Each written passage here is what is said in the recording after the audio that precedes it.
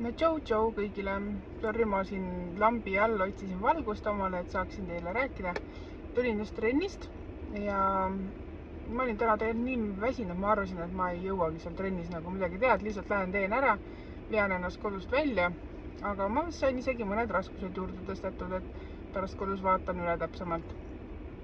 Ja siis, kui ma nüüd pühapäeval just postitasin just sellest motivatsioonist ka ühe postituse siia YouTube'i, et kui ma oleks täna motivatsiooni pealt pidanud trenni minema, siis ma ilmselgelt lebaksin praegu diivanil ja siin ühtegi videot ei teeks teile. Et motivatsioon alati ei vea välja. Et siis tuleb see järjepidevus mängu. Tahtsin tegelikult rääkida sellest, et paljudel on tegelikult, jääb nagu julgusest puudu, et minna üldse esimest korda sinna jõusaali.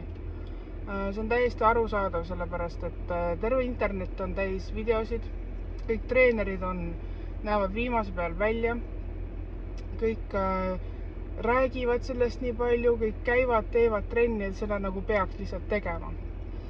Aga loomulik on, et kui sa tegelikult ei tea sellest midagi ja päris täpselt endale selgeks pole teinud, siis on loogiline, et tekib hirm, sest iga hirmu taga on ju teadmatus. Ja ma tahtsin nagu siis anda võib-olla mõne nipi, et kui sa oled otsustanud sinna jõusaali minna, siis hirmu taha nagu ei ole mõtet jääda sinna takerduma, ilmselt tead ise ka seda. Et ma soovitan, et võta näiteks 6-7 harjutust, tee omale need selgeks, vaata internetist videosid või pilte või kirjuta mulle, küsi, kas see on okei, kuidas seda videot või kuidas seda trenni õigesti teha või kuidas seda masinat kasutada. Et kirjuta, küsi, ma tunnen, praegu on mul seda energiat, et sellistele küsimustele vastata. Ja alusta nendest lihtsalt. Ei ole nagu nii oluline praegu, kui sa nagu lähed alles tutvuma sellega, et lihtsalt võta endale kõige nagu, sellised, mis sul tunduvad põnevad harjutused ja proovi neid. Et tee neid näiteks 10x3 ja lihtsalt proovi saada omal kätte see õige tehnika ja tunnetus, et kui sa ka selle harjutuse välja valid, siis kindlasti vaata ka seda, et mis lihasgrupile see mõeldud on. Iga kord, kui sa nagu seda harjutust siis teed, tunneta, kas sa tunned seda lihasgruppi. Et see ei ole üldse nagu tegelikult nii raske, lihtsalt alusta näiteks 6 harjutusest ja tee need omale täiesti selgeks. Et kui sa oled need selgeks teinud, siis ja omale muidugi pane ka järjekord paika. Ja kui need on sul selgeks tehtud, siis sa juba tead, mida sa lähed sinna trenni tegema ja hirm läheb ka selle tõttu väiksemaks.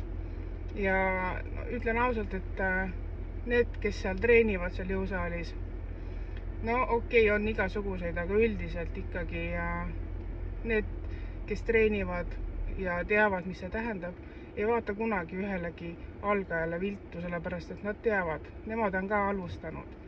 Et ma tean, et seda on võib-olla lihtne öelda ja need hirmud ja need mõtted tulevad enda ebakindlusest, aga tee esimene samm ära ja sinu ebakindlus juba läheb väiksemaks. Ja kui sa soovid rohkem sellist kinnisemat infot ja kõige varasemalt saab infot minu selles Facebooki grupis, mis on naistele mõeldud ja on privaatne, siis otsi see üles nagu sealt Facebookist ja see on minu enda tee MET, et tule liitu ja seal juba naised natukene võtavad sõna ja saame omavahel arutada igasuguseid asju, mis meil hinge peal on. Ja kindlasti pane siin follow, siis ma tean, et inimesi huvitab ja kirjuta siia kommentaaridesse võib-olla, et millest ma võiksin veel rääkida.